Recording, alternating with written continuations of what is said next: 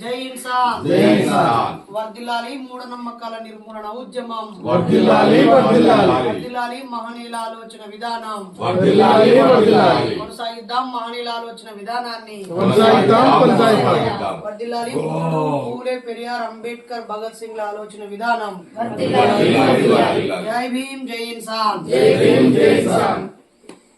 మిత్రులారా, నాతో పాటుగా ఈరోజు ఈ వనపర్తి జిల్లా ముఖ్య నాయకుల సమావేశానికి విచ్చేసిన జాతీయ సమన్వయకర్త సుజాత టీచర్కి, అలాగే జిల్లా అధ్యక్షులు మిత్రులు మహమ్మద్ నజీర్ అన్నకి, అలాగే నాతో పాటు విచ్చేసిన ఉద్యమకారులకి, ఈ జిల్లా ముఖ్య నాయకులందరికీ ప్రత్యామ్నాయ సాంస్కృతిక ఉద్యమాభివందనాలు. మిత్రులారా, రోజు రోజుకి ప్రపంచం అనేక కొత్త విషయాలను కనిపెడుతూ మనుషుల జీవితాలను సౌకర్యవంతం చేస్తున్నాయి. ఒకనాడు 4 ఎకరాలు దున్నిన రైతు అలసిపోయి రెస్ట్ తీసుకునేది. ట్రాక్టర్స్ వచ్చి ఒకే రోజు 10 ఎకరాలైనా దున్నగలుగుతున్నాయి. ఒక రైతు కూలి ఒకరోజు ఒక అర్ధ ఎకరం కూడా వరి పొలం కోయలేదు, కానీ ఈరోజు హార్వెస్టర్ మిషన్లు వచ్చి ఒకే రోజు 20 ఎకరాలైనా కట్ చేసే స్థాయిలో వచ్చాయి. అలా ఒక చోటు నుంచి మరో చోటుకి వెళ్ళేటువంటి మనిషి నడుచుకుంటూ వెళ్తే రోజులు పట్టేది. సైకిల్ వచ్చింది, బైక్ వచ్చింది, ఆ తర్వాత కారు వచ్చింది, ఇప్పుడు ఏకంగా విమానాలు కూడా వచ్చాయి. అటు ఆకాశంలో, ఇటు నేలలో, భూమి లోపల కూడా అండర్ గ్రౌండ్లో కూడా మెట్రో వేసుకొని ప్రయాణిస్తున్నటువంటి పరిస్థితులు ఉన్నాయి. వర్షం లేని చోట నుంచి మనకు కావాల్సినవి తీసుకుంటున్నాం, వర్షం ఉన్న చోట నుంచి నీళ్లను రప్పించుకుంటున్నాం, పారే నీళ్లను ఆపుకొని అవసరం ఉన్న చోటుకి పారించుకుంటున్నాము, నీటి నుంచి విద్యుత్తును ఉత్పత్తి చేసుకుంటున్నాం, గాలి నుంచి. ఇలా ప్రతి రోజుకి మనిషి చుట్టూ అనేక వస్తువులు, సౌకర్యాలు, అవసరాలు, అవకాశాలు, శ్రమను తగ్గించడం, మేధస్సును పెంచడం, ఇలా ఒక్కొక్కటి రావడం వెనకాల ప్రజల అవసరాలు, సమాజ అవసరాలే ఆలోచనకు పునాదులుగా పనికొచ్చాయి. ఒకనాడు గాడిదలపై వస్తువులు తీసుకెళ్తున్నప్పుడు గాడిదకు గడ్డి దొరకక చచ్చిపోయినప్పుడు దొర్లించుకుపోవడము, చక్రం మీద తీసుకెళ్లడము, ఆ తర్వాత సైకిల్ మీద తీసుకెళ్లడం జరిగింది. ఒక యంత్రాన్ని కనిపెట్టుకున్న తర్వాత ఆవిరి యంత్రము, ఆ తర్వాత బొగ్గు కాల్చడము, ఆ తర్వాత విద్యుత్తుని, ఇలా మనిషి రోజుకి చాలా రకాలుగా అభివృద్ధి చెందుతూ ఒకవైపు టెక్నాలజీని పెంచుకుంటున్నాడు, సౌకర్యాలను పెంచుకుంటున్నాడు, ముందు చూపుతో ముందుకు నడుస్తున్నాడు. ఈ పరిస్థితుల్లో ఈ మానవ పరిణామంలో అజ్ఞానము, నమ్మకాలు, తమ మెదళ్లకు ప్రశ్నకు సమాధానం దొరకని విషయాలకు ఆలోచించే వాళ్ళు ఒకవైపు వెళ్ళి సైంటిస్టులు గాను, దీనికి అంత అభూత శక్తి ఉంది, పైన ఒక శక్తి ఉంది, పైన ఒక వ్యక్తి ఉన్నాడు, ఈ ఉరుములు వాళ్ళే ఇస్తున్నారు, ఈ మెరుపులు అక్కడి నుంచే వస్తున్నాయి, ఈ వర్షం పైనుంచి ఒకరు ఏపిస్తున్నారు, ఈ నీళ్లు అక్కడి నుంచే వస్తున్నాయి, ఈ భూమి, సూర్యుడు, ఇవన్నీ పైన ఒక వ్యక్తి ఉండే ఇవన్నీ నడిపిస్తున్నాడు, మన పుట్టుకకు వాళ్ళే కారణమని అభూత శక్తులను నమ్మే వాళ్ళు ఒక వ్యవస్థగాను, ఇది ఎలా అయింది అనే ఒక ప్రశ్నతో దానికి పరిష్కారం కనిపెడుతూ మనిషి ఎదుర్కొనే కష్టాలకి, కన్నీళ్లకు పరిష్కారం వెతుకుతూ సైంటిస్టులు ఒకవైపు వస్తూ వచ్చారు. ఈ క్రమంలో ఒక్కో ప్రాంతంలో ఒక్కో సంస్కృతి, సాంప్రదాయాలు, భాష, ఆచార వ్యవహారాలు, జీవన విధానాలు, ఎన్నెన్నో రకాలుగా ఈ సమాజము మార్పు చెందుతూ ముందుకు సాగుతుంది. ఇది చాలా అభినందనీయం. కానీ మనమేం చేస్తున్నాము, అటువైపు ఏదైతే అజ్ఞానంతో ఉన్న వ్యవస్థ ఉందో ఆ వ్యవస్థ మాత్రం అలాగే కొనసాగుతూ విజ్ఞాన వ్యవస్థను ఎగతాళి చేస్తూ వచ్చింది. ఒక దశలో విజ్ఞాన వ్యవస్థ, సైన్స్ వ్యవస్థ బాగా ఎదిగి ఈ అజ్ఞాన వ్యవస్థ, మతము, అభూత శక్తులు, నమ్మకాలు ఉండేటువంటి పరిస్థితుల్లో ఇది సన్నగిల్లిపోయి నిర్లక్ష్యానికి గురైంది. పెద్ద సైన్స్ విషయాలు వచ్చినప్పుడు భక్తి, నమ్మకాలు చిన్నవైపోయినాయి. కానీ ఇప్పుడు ఏమైపోయిందంటే ఈ భక్తి రాజకీయాలకి ఒక శక్తిగా మారి, లేదా మత ఉన్మాదానికి ఆదాయ మార్గంగా మారి, ఇది సైన్స్ను అవహేళన చేయడము, ప్రశ్నను తొక్కివేయడము, ఆలోచనను చంపివేయడము, చైతన్యాన్ని బొందబెట్టడము, ఎగతాళి చేయడము, ఒంటరిని చేయటము, దాడులు చేయటము, ఇలా భక్తి, నమ్మకాలు, దైవభావం అనేవి ఈరోజు తారాస్థాయికి చేరిపోయి సైన్స్ హేళనకు గురయ్యే పరిస్థితిలోకి వెళ్ళిపోయాం మిత్రులారా. ఇది ఈ దేశానికి, ఈ ప్రపంచ మనుగడకి చాలా ప్రమాదకరం. మన చుట్టూ ఉన్న ఎంతో మంది మేధావులు అనేక రకాలుగా అవమానించబడి, ప్రశ్నించబడి, చంపబడుతున్నారు, దాడులకు గురి కాబడుతున్నారు. ఈ క్రమంలో ప్రశ్నించే మెదడులు భక్తితో, ఉగ్గుపాలతో భజనలు చేయడమో, ప్రార్థనలు చేయడమో, నమాజు చేయడమో అక్కడే ఆగిపోయేలాగా వాళ్ళ మెదడులలో అజ్ఞానాన్ని నింపి పెడుతూ ఉన్నారు. ఇది విజ్ఞానం వర్ధిల్లకుండా చేస్తుంది. ప్రపంచ దేశాల్లో ఏ దేశాలైతే విజ్ఞానం వెనకాల వెళ్తున్నాయో అక్కడ కొంత విధ్వంసము, సైన్స్ తప్పుగా ఉపయోగించబడి ధ్వంసం చేయబడుతున్నప్పటికీ అవి అభివృద్ధిలో ముందుకు వెళ్తున్నాయి. అక్కడ 100 సంవత్సరాలు బతికే దిశగా మనుషులు బతుకుతున్నారు. అనేక రకాల రోగాలను నయం చేస్తూ, ప్రమాదాలను పసిగడుతూ, సౌకర్యాలను ఏర్పరచుకుంటూ ముందుకు సాగుతూ ఉన్నారు. కానీ మన దగ్గర వచ్చేటప్పటికి ఈ పాలమూరు, ఈ వనపర్తి అనేది ఉమ్మడి మహబూబ్ నగర్ జిల్లాలో మరి 5 జిల్లాలుగా మారింది. ఒకటి మహబూబ్ నగర్ గాను, పెద్ద ప్రదేశము నాగర్ కర్నూలు గాను 20 మండలాలతో, తర్వాత వనపర్తి జిల్లా, తర్వాత జోగులాంబ గద్వాల జిల్లా, తర్వాత నారాయణపేట జిల్లా అని 5 జిల్లాలుగా ఈ పెద్ద పాలమూరు జిల్లా విడిపోయింది. ఈ పాలమూరు జిల్లాలో గట్టు నుంచి మొదలుకొంటే ఆమ్రాబాదు, మన్ననూరు దాకా, దోమలపెంట నుంచి మొదలుకొంటే అక్కడెక్కడ ఉన్న దౌలతాబాద్ మండలం వరకు ప్రతి మండలంలో, మహబూబ్ నగర్లో ప్రతి చోట, నేను ఈ ఉమ్మడి మహబూబ్ నగర్ జిల్లాలో దాదాపు 54 మండలాలని నేను వ్యక్తిగతంగా వెళ్ళి వచ్చాను. ప్రతి చోట శ్రమ ఉంది, జ్ఞానం ఉంది, పనిచేసే గుణం ఉంది, మంచితనం ఉంది, భూమి ఉంది, నదులు ఉన్నాయి, ఖనిజ సంపద ఉంది, గుట్టలు ఉన్నాయి, వాటిలో ఖనిజాలు ఉన్నాయి, అడవులు ఉన్నాయి, వాటిలో వన్యప్రాణులు, కలప ఉంది, అన్నీ ఉన్నాయి. ఈ ప్రాంతంలో అజ్ఞానం కూడా అదే స్థాయిలో ఉంది. అయితే ఈ ప్రాంతము రేపు ఐఏఎస్లను, ఐపీఎస్లను, జడ్జిలను అందించిన, మంచి పాలకులను అందించిన, ఈ ప్రాంతం నుంచి శ్రమజీవులను అందించి రాష్ట్రంలో ఉన్న, దేశంలో ఉన్న ప్రాజెక్టులు కట్టడానికి, కాలువలు తవ్వడానికి, పెద్ద పెద్ద నగరాలు నిర్మించడానికి కష్టపడ్డా, ఉపయోగపడ్డా ప్రజలు మాత్రం మూఢనమ్మకాల విషయంలో అలాగే ఉండిపోయారు. దాదాపు ఒక 30-40 చావులకు సంబంధించిన ఫ్యాక్ట్ ఫైండింగ్ నేను చేశాను. ఆమన్గల్ కడతాల నుంచి మొదలుకొంటే కందుకూరు వరకు, ఇక్కడ ప్రతి చోట అది మదనపల్లె, లేకపోతే పెబ్బేరా, బిజినేపల్లె, లేకపోతే వంగూరా, అచ్చంపేట, లింగాలన, ఇటిక్యాలన, జోగులాంబ గద్వాల, అక్కడ ఐజానా, లేకపోతే ఇంకక్కడెక్కడ దరూర్ మండలమా, ఎక్కడికి వెళ్ళినా మూఢనమ్మకాలు. కాబట్టి మరి ఇక్కడ అంబేద్కరిజంకి ఎక్కువ గౌరవం ఉంది, ఆదరణ ఉంది.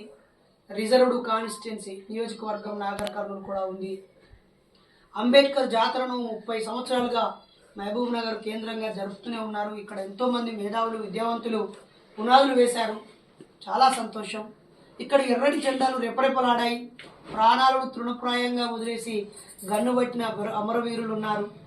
ఇంకా అడవిలో వీరులుగా తిరుగుతున్న వాళ్ళు ఉన్నారు. అమరులై స్తూపాలుగా వెలిసిన వాళ్ళు ఉన్నారు. ఈ పరిస్థితుల్లో ఈ జిల్లాను పాలకులు అభివృద్ధి చేయడం వెనకాల వాళ్ళకు ఓటు రాజకీయాలు, వాళ్ళకు వనరులు ఉండడం, ఉండకపోవడం కారణం. అది రాజకీయాల విషయం. ఒకవేళ విఫలమైతే రాజకీయ విఫలం. మరి విజ్ఞాన విఫలము, జ్ఞాన విఫలం జరిగితే మరి ఈ అజ్ఞానాన్ని, అంధకారాన్ని పోగొట్టాల్సిన విద్యా వ్యవస్థ విజ్ఞానాన్ని నింపకుండా అజ్ఞాన సంస్థలను నెలకొల్పుతూ ఉంటే అది ప్రైవేటు చేతుల్లోకి వెళ్ళిపోతే, అలాగే ఉద్యమాన్ని నడిపించాల్సిన వాళ్ళు ఎర్రటి జెండా పట్టుకొని అమరులు అయిపోయేవారు కొంతమంది, లేదా కాకి చొక్కా వేసుకొని ప్రభుత్వాన్ని కాపాడుతూ, ధనవంతులను కాపాడుతూ పాలకుల చెప్పులు చేతుల్లో ఉండేవాళ్ళు, లేదా కొద్దిమారకే శక్తి ఉండేవాళ్ళు ఒకవైపు, వైద్య ఆరోగ్య శాఖ వాళ్ళు ఒకవైపు, బ్యూరోక్రాట్స్ ఐఏఎస్ నుంచి గ్రామ పంచాయతీ దాకా ఒకవైపు, వీళ్ళంతా ఇక్కడ ఈ రాష్ట్రంలో, ఈ జిల్లాలో ఉన్నన్ని స్వచ్ఛంద సంస్థలు ఇంకెక్కడా లేవు. NGOs, non government organisations. విదేశాలు నిధుల, రాష్ట్రం నుంచి వచ్చేటువంటి నిధుల, లేదా ఇక్కడే ధనవంతులు ఇచ్చేటువంటి కార్పొరేట్ సోషల్ రెస్పాన్సిబుల్ ఫండా, ఇలా ఎన్నో రకాల డబ్బులు ఉన్నప్పటికీ ఆ డబ్బులన్నీ కాగితాల మీద బోల్డ్ అని జరుగుతూ ఉన్నాయి. అఫ్ కోర్స్ వాళ్ళ త్యాగం కూడా కొంత ఉంది. జోగిని వ్యవస్థను అరికట్టడంలో కానీ, బాల కార్మిక వ్యవస్థను అరికట్టడంలో కానీ, లేదా వితంతు వివాహాలను ఆపడంలో కానీ, భ్రూణ హత్యలను ఆపడంలో కానీ, బాల్య వివాహాలను ఆపడంలో కానీ, గర్భిణీ స్త్రీ మరణాలను ఆపడంలో కానీ, అక్షరాస్యత కొంతవరకు. కానీ ఇవన్నీ పక్కన పెడితే నమ్మకాల పునాదులుగా మూఢనమ్మకాలు పెరిగిపోయి ప్రజలను ఆర్థికంగా, మానసికంగా, శారీరకంగా 3 రకాలుగా చిన్నాభిన్నం చేస్తూ ఉన్నారు. మరి వీటన్నిటిని పారదోలడం కోసం ఒక వ్యవస్థ కులాలకి, మతాలకి, రాజకీయాలకి, ఆర్థిక వ్యవహారాలకు అతీతంగా చైతన్యపరచడం కేంద్రంగా ఒక ఉద్యమం నిర్మించబడాలి, నడిపించబడాలి. మరి పాలమూరు కేంద్రంలో నాకు తెలిసి అయితే నేను ఒక 26-27 సంవత్సరాలుగా యాక్టివ్గా ఉద్యమంలో ఉన్నాను. అలాగే 1995 నుంచి 29 ఏళ్ళుగా నాస్తికోద్యమంలో ఉన్నాను. ఈ 29 సంవత్సరాల్లో నేను ఇక్కడ ఉన్న అన్ని మండలాలకు రావడం జరిగింది. కానీ ఇక్కడ ఉద్యమాన్ని నిర్మించిన వాళ్ళు, నడిపించిన వాళ్ళు నాకు వేళ్ళ మీద లెక్కించే వ్యక్తులే కనిపించారు తప్ప వ్యవస్థలు లేవు, సంఘాలు లేవు, నిర్మాణాలు లేవు.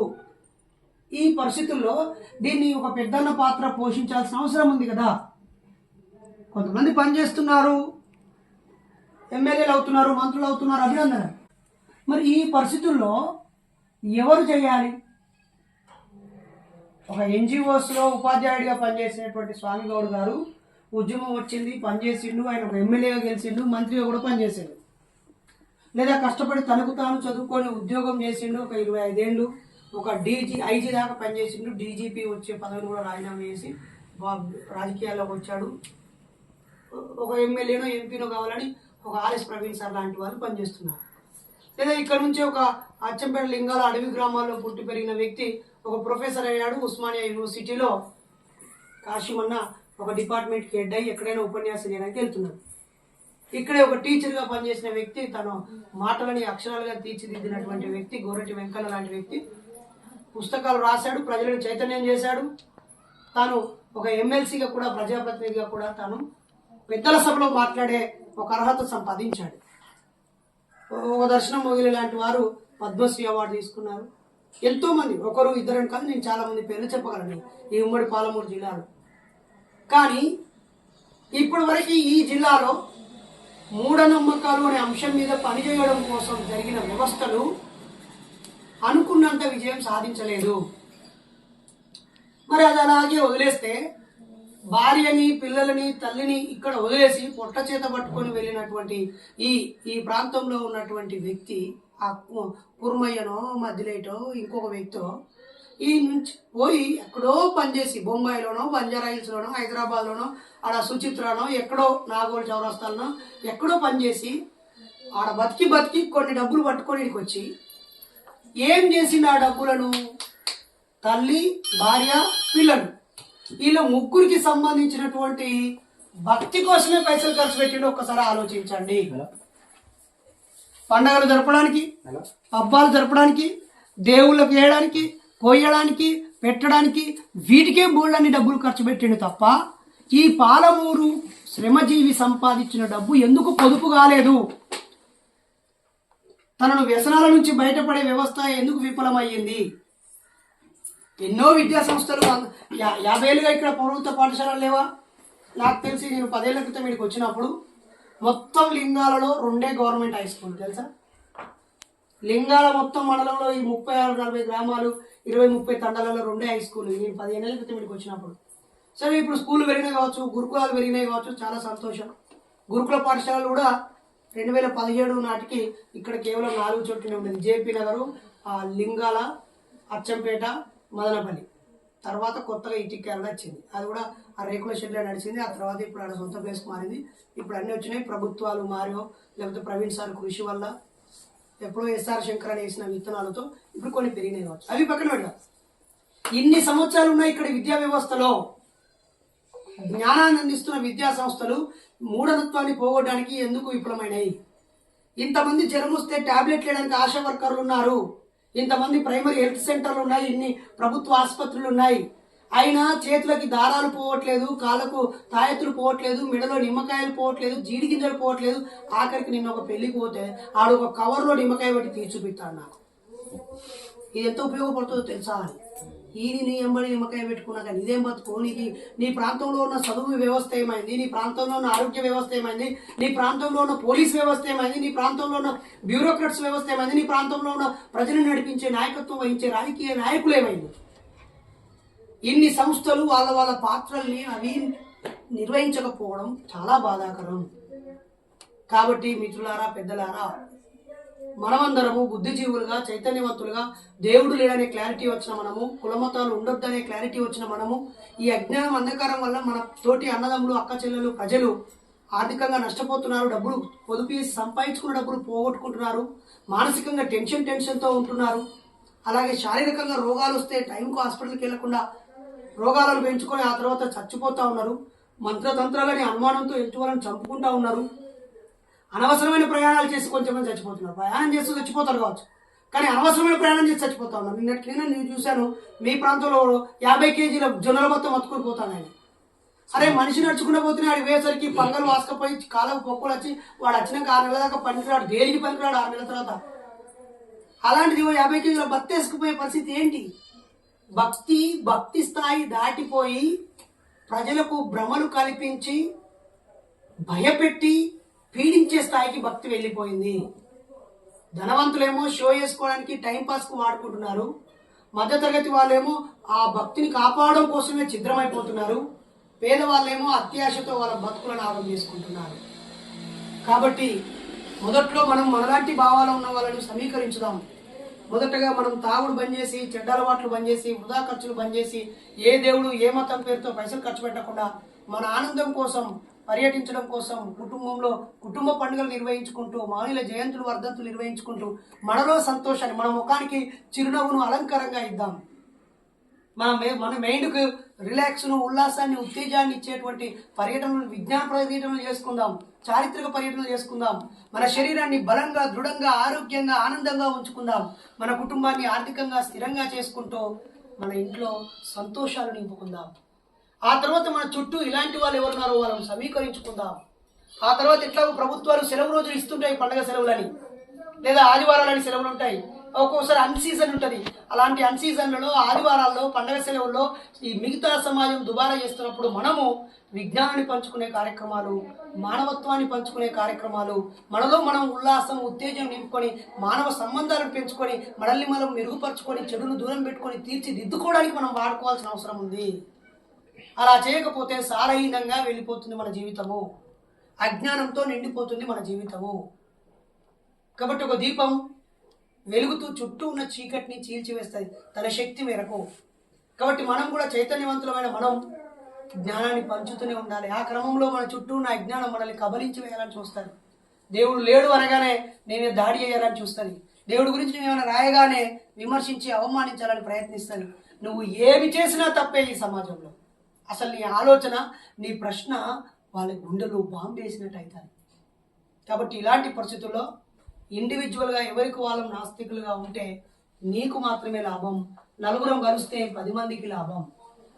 కాబట్టి నువ్వు ఒక్కడివి కలిసి 50 కేజీల బస్తా మోస్తావు కావచ్చు, నేను ఒక 50, నువ్వు ఒక 50, మొత్తం కలిసి 100 కేజీలు మోస్తాం కావచ్చు. కానీ దానికి ఒక సంఘం అనే బండి పెట్టి అటుపక్క నువ్వు లాగు, ఇటుపక్క నేను, ఇద్దరం ఎద్దుల్లాగా లాగితే 50 కేజీలు, 100 కేజీలు కాదు, 400 కేజీలు మనం మోయగలం, తరలించగలం. కాబట్టి ఇంతకాలం ఇక్కడ అందరూ వ్యక్తిగతంగా మేధావులు, విద్యావంతులు, ప్రొఫెసర్లు, డాక్టర్లు, సైంటిస్టులు, ఇంజనీర్లు అనేక రంగాల్లో అయ్యారు. ఈ క్రమంలో ఈ పాలమూరులో నాస్తికోద్యమం అనుకున్నంత అయితే లేదు. మరి ఏ స్థాయిలో ఉందో ఇక్కడ ఉన్న రచనలో, చరిత్రలో చూస్తే మనకు తెలుస్తుంది మిత్రులారా. మరి మనం ముందడుగు వేద్దాము. ఈ జిల్లాలో మహమ్మద్ నజీర్ అన్న జిల్లా అధ్యక్షుడిగా బాధ్యత తీసుకుంటానని ముందుకు వచ్చాడు. ఆవిర్భావ సమావేశంలో పాల్గొన్నారు, అలాగే ట్రైనింగ్ క్యాంపులో పాల్గొన్నారు, తర్వాత చెన్నై కార్యక్రమంలో పాల్గొన్నారు. ఈ చుట్టుపక్కల అన్ని ప్రాంతాలు పర్యటిస్తూ ఉన్నారు. ఈ ఉమ్మడి పాలమూరులో అన్ని మండలాల్లోనూ మన కార్యకర్తలు, నాయకులు ఉన్నారు. నాకు ఒక 5 సంవత్సరాల క్రితం నాటికే 2700 మంది మా వాట్సాప్ గ్రూపులలో ఉన్నారు. ఈ 5 జిల్లాలు కలిపి.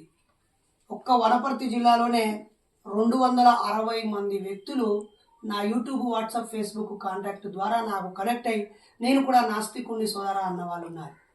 కాబట్టి మన ఆప్తులు అంబేద్కరిస్టులు, మన ఆప్తులు బుద్ధిస్టులు, ఆ తర్వాత మన ఆప్తులు కమ్యూనిస్టులు. కాబట్టి భ్రమలతో బతికే వాళ్ళు మన శత్రువులు కాదు, వాళ్ళు మన మిత్రులు అయినప్పటికీ వాళ్ళ భ్రమలు వాళ్ళు వదులుకున్న నాడు మనమంటూ ఒక దీపం ఉండాల్సిన అవసరం ఉంది. కాబట్టి కొత్తగా భక్తిని అవమానించకండి, కించపరచకండి, హేళన చేయకండి, విమర్శించకండి. అలాగే నమ్మకస్తులను గాయపరచాల్సిన అవసరం లేదు. నేను 4600 ప్రసంగాల అనంతరం ఒక ప్రసంగాన్ని వాళ్ళంతటా వాళ్ళు వైరల్ చేయడం ద్వారా నేను చెడ్డవాడిగా చిత్రీకరించబడ్డాను. 40 ఏళ్ళ వయసు వచ్చేదాకా 4600 ప్రసంగాల దాకా అందరి వాడిగా ప్రేమించబడ్డాను, అన్ని చోట్లకు ఆహ్వానించబడ్డాను. వాడు నన్ను శత్రువుగా గుర్తించి వీడి వల్ల ప్రశ్న పెరుగుతుంది, విజ్ఞానం పెరుగుతుంది, అజ్ఞానం తగ్గిపోతుంది, మన చెప్పు చేతుల్లో ఉండేవాళ్ళు ఎదురు తిరుగుతున్నారని చెప్పి నన్ను వాడు శత్రువుగా ఈ సమాజానికి చూపించాడు. అప్పటిదాకా అందరి వాడిగా అందరికి సంబంధించిన విషయాలు చెప్తూ తిరిగిన నేను ఇక ఆ తర్వాత నాలాంటి వాళ్ళని వెతుకుతూ నాలాంటి వాళ్ళ కోసం వస్తూ ఇప్పుడు నేను మీ దగ్గరికి రావడం జరిగింది. మిత్రులారా, మనం ఇక్కడ ఒక 22 మంది ఉన్నాం, నాతోనే 4 వచ్చారు. మరి ఇక్కడనే ఉన్న మీరు 15 మంది నాయకత్వం తీసుకోండి. మన కమిటీని ఒక సంఘ నిర్మాణం చేసుకుందాం. ఆల్రెడీ నాకు తెలిసిన 10 మందితో కమిటీ కూడా వేసుకోవడం జరిగింది. ఈరోజు మన జిల్లా ప్రధాన కార్యదర్శి తమ్ముడి పెళ్లి కూడా అక్కడికి ఒక 40-50 మంది వస్తారు. ఆడ మన వాళ్ళని కలుద్దాం. మనం తక్కువ మంది ఏం కాదు, చాలా మంది ఉన్నాం, 260 మంది. త్వరలోనే వనపర్తిలో మన నజీర్ అన్న ఆధ్వర్యంలో ఈ ఊర్లోనే ఒక ఏదైనా కమ్యూనిటీ హాల్ ఏదైనా ప్లేస్ ఉంటే ఒక 2 రోజుల పాటు పాలమూరు నాస్తిక సభలు లేదా పాలమూరు ప్రజా విజ్ఞాన సదస్సులు లేదా పాలమూరు మూఢనమ్మకాల నిర్మూలన సభలు జరుపుకుందాం మిత్రులారా. ఇది ఇలా మనం ఈ కార్యక్రమాలు చేయడం వల్ల మనలాంటి వాళ్ళకి మీరు ఒంటరి వాళ్ళు కాదు, మీలాంటి వాళ్ళ మేమున్నామనే ఒక ధైర్యం, మనం 10 మందిని కలవడం ద్వారా ఇంకో 4 ఆలోచించడానికి అవకాశము, అలాగే మనలో మనమైన మన అభిప్రాయాలను పెంచుకోవడానికి, పంచుకోవడానికి, మెరుగుపరచుకోవడానికి ఒక ఉల్లాసాన్ని, ఉత్తేజాన్ని ఇవ్వడానికి ఇలాంటివి చాలా అవసరం. ఈ కార్యక్రమాలకి మీ పనులు వదిలిపెట్టుకోను, మీ డబ్బును వదిలిపెట్టుకోను, వచ్చే ఆదాయాన్ని వదిలిపెట్టుకుని రమ్మని నేను ఏ రోజు మీకు బతిలాడు ఉండదు, బలవంత పెట్టుడు ఉండదు. ఏ ఒక్కరిని కూడా ఆసక్తి ఉన్న వాళ్ళు వస్తూ ఉంటారు, ఆగిపోయే వాళ్ళు ఆగి మళ్ళీ అవసరం ఉన్నప్పుడు వాళ్ళు ఎక్కి ముందుకు వస్తూనే ఉంటారు. మరి ఈ క్రమంలో కొంచెం ఎక్కువ సమయం వీలయ్యే వాళ్ళకు నాయకత్వం అప్పగిస్తూ, కొంచెం ఆర్థికంగా పర్వాలేదు అనుకునే వాళ్ళు వాళ్ళ సహాయం తీసుకుంటూ మనం ముందుకు సాగుదామని, మరి వనపర్తి జిల్లాలో ఉన్న 260 మంది నంబర్లు మీ అందరికీ పంచి పెడతాను. మీరందరూ మీ మండలాల వారిగా వాళ్ళకి ఫోన్లు చేసి ఒక తేదీన వాళ్ళందరినీ ఆహ్వానించుకొని మనం సభలు సమావేశాలు జరుపుకుంటూ మేధావులు విద్యావంతుల జ్ఞానాన్ని పంచుకుంటూ మన కుటుంబాలు కూడా భాగస్వామ్యం చేసుకుంటూ ప్రత్యామ్నాయ సంస్కృతిని పండిస్తూ మన పెళ్ళిళ్ళు మనమే నిర్వహించుకోవాలా, మంత్రతంత్రాలతో పని లేదు. గృహప్రవేశాలు మన అమ్మ నాన్నతో రిబ్బన్ కటింగ్ చేయించుకోవాలా. అనుకోకుండా ఎవరైనా మన ఇంట్లో చనిపోతే విధవరాలు చేస్తూ, గుండు కొట్టిస్తూ, బొట్టు తీసేస్తూ, గాజులు పొలగొడుతూ అందవికారంగా చేసి అవమానించవద్దు. అలాగే మన ఇళ్ళలో ఆడపిల్ల పెద్ద మనిషి అవుతే ఆమెకు వెంటనే సారీ కట్టించే ఫంక్షన్ పెట్టిగా నా బిడ్డ పెద్ద మనిషి అయిందని షో చేసుడొద్దు. అనవసరంగా 3 వద్దుల పిట్టకు 5 వద్దుల పిండం పెట్టడొద్దు. చనిపోతే వాళ్ళని గుర్తు చేసుకొని వారం రోజుల్లో ఏదో ఒక రోజు అందరినీ పిలుచుకొని కలిసి అన్నం తిని వాళ్ళ జ్ఞాపకాలు నెమరు వేసుకుందాం. అలా పుట్టినరోజు నుంచి చావు దాకా, గృహప్రవేశం నుంచి పెళ్లి రోజు దాకా అన్ని ప్రత్యామ్నాయ పద్ధతులు వెళ్తూ ఆర్థికంగా బలం కావాలని, చెడ్డ అలవాట్లకి దూరం కావాలని, ఆరోగ్యం పరంగా చాలా బలోపేతం కావాలని, చైతన్యవంతులమై ఉన్నతంగా జీవించాలని, మహనీయులు శాస్త్రవేత్తల జయంతులు వర్ధంతులు జరుపుకుంటూ మనం విజ్ఞాన బాటలో వెళ్తూ ఈ జిల్లాలో మంత్రతంత్రాలతో మనుషులు చావకుండా, అనుమానించుకొని నిమ్మకాయ చూసుకుంటే భయపడేటువంటి పరిస్థితిని పోగొట్టి చిన్న చిన్న పిల్లలు దయ్యాలు భూతాలంటే భయపడి హాస్టల్ ఖాళీ చేసిన సందర్భాలు ఉన్నాయి. గట్టు దగ్గర హాస్టల్ ఖాళీ చేసి మేము వెళ్ళి హాస్టల్లో కౌన్సిలింగ్ ఇచ్చాము. ఐజా దగ్గర ఒక మనిషి విద్యార్థి చచ్చిపోతే భయపడ్డారు. అంతేకాకుండా లింగాల స్కూల్లో ఒక అబ్బాయి రాము అనే అబ్బాయి చనిపోతే హాస్టల్ అంతా దయమై తిరుగుతుందని భయపడ్డారు. అలాగే మననూరులో కూడా ఒకరిని మనిషిని నరబలి ఇవ్వడం జరిగింది. మొన్నటికి మొన్న దేవరకొండ రూట్లో నగర్కుల అవతల కాళికామాతకు ఒక మనిషి తల నరికేసి తలకాయ ఆడబెట్టింది. కుప్పలుగా ఇలాంటివి జరుగుతూనే ఉన్నాయి. మరి మనమందరం కూడా ఈ జిల్లా నుంచి మూఢనమ్మకాలను పోగొట్టి ఈ జిల్లాను విజ్ఞానవంతం చేయడం కోసం మహానుభావులు చూపిన దారిలో వెళ్దామని మన ఊరు సంఘ సంస్కర్తగా, మన మండల సంఘ సంస్కర్తగా, మన జిల్లాకి ఒక సైన్స్ ప్రచారకుడిగా ఉండాలని కోరుతున్నాం. సెప్టెంబర్ 17 మూఢనమ్మకాల నిర్మూలన సంఘాన్ని స్థాపించి 6 నెలలు అవుతుంది. నేను నా భార్య సుజాత మా శక్తి మేరకు మేము ప్రయాణం చేస్తూ పనిచేస్తూ ఉన్నాం. నేనేమో నాకు వచ్చే ఆదాయాన్ని తగ్గించుకొని సమయాన్ని సమాజానికి ఇస్తున్నా. మా భార్యనేమో తను ఉపాధ్యాయులుగా పనిచేస్తూ వచ్చే సగం డబ్బుని సమాజానికి, నా ప్రయాణాలకి, ఇతర ఏర్పాట్లకి ఖర్చు పెడతా ఉంది. మరి ఇది ఏప్రిల్ నెల మొదటి వారంకి వచ్చాము. ఇప్పటికి 8 రోజులు ఆమె సెలవు పెట్టింది. 8 రోజులు కూడా మన ఉద్యమ అవసరాల కోసము, మన ఉద్యమకారుల పెళ్ళిళ్ళ కోసము, సమస్యల కోసమే సెలవులు పెట్టింది.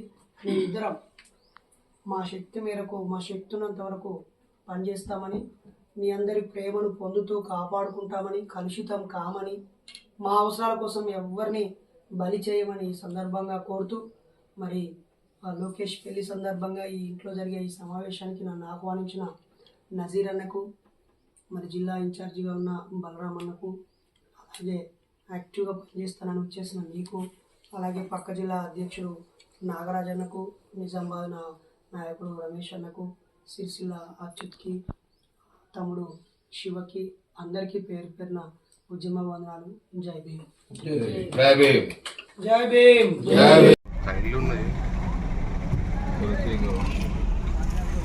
అన్న ఎటు వాళ్ళనే వెల్కమ్.